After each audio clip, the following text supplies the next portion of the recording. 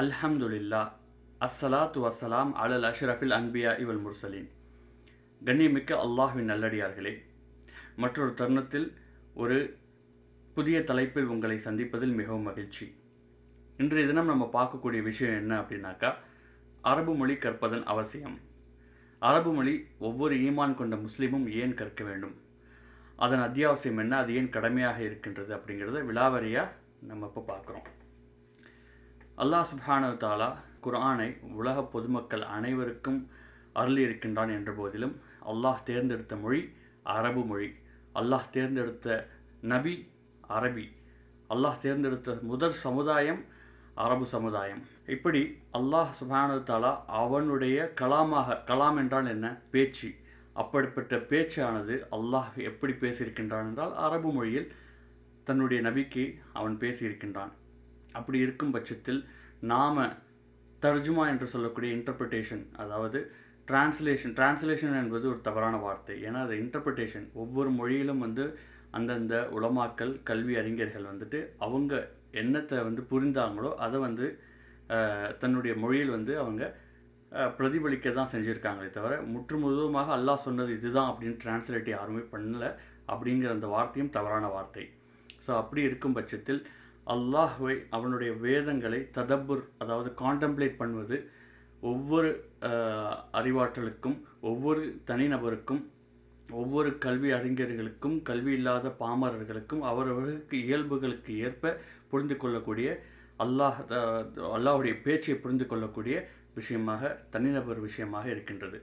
அப்படிப்பட்ட அந்த சூழ்நிலையில் நாம் இன்டர்பிரிட்டேஷனாக இருந்தால் அந்த உலமாக்களுடைய கருத்தை தான் நாம் ஏற்று பின்பற்ற முடியுமே தவிர, நம்முடைய நேருக்கு நேராக அல்லாஹ் சொல்வது இதுதான் அப்படி புரிஞ்சு கொள்ள முடியுமா அப்படின்னு கேட்டாக்கா, நிச்சயம் அரபு மொழி இல்லாமல் அதை புரிந்து கொள்வது மிகவும் கடினம்.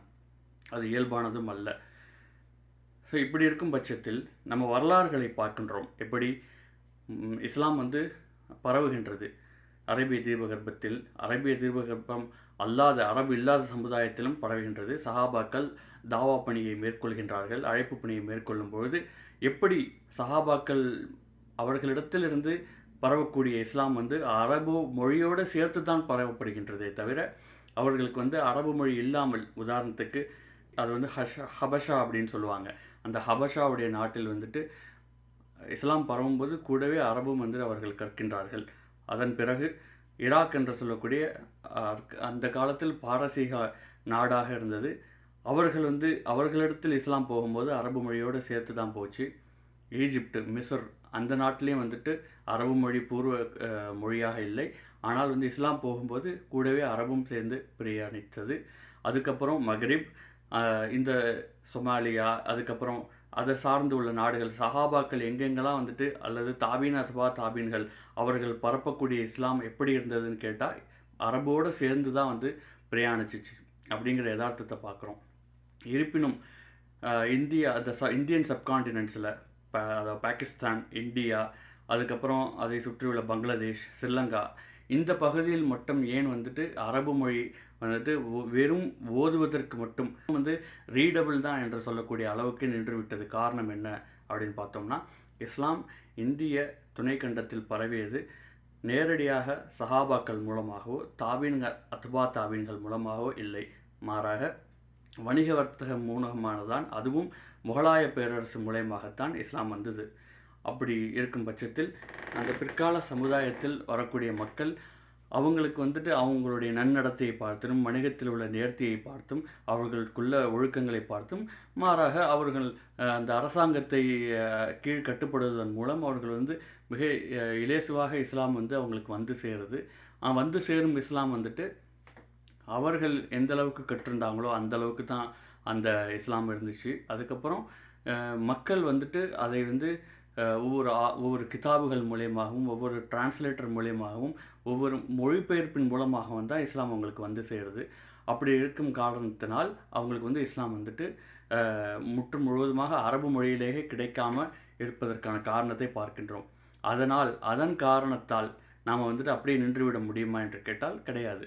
உதுகுலு ஃபி சில்மி காஃபா அப்படின்னு அல்லாஹ் தன்னுடைய வசனங்களில் கொடுக்கின்றான். என்னன்னாக்கா, நீங்கள் நுழைந்தால் முழுமையாக நுழைந்து விடுங்கள். கற்றது அறகுறையாக கற்றதோடு மட்டும் இல்லாமல் மேற்படி அதை முழுவதுமாக இஸ்லாம் எதை நமக்கு நாடுகின்றது என்பதை வேண்டும் என்றால் இஸ்லாம் அதற்கு மிக அடிப்படையாக அரபு கற்க சொல்லுது. அந்த அரபு மொழியை நாம் கற்க வேண்டும்.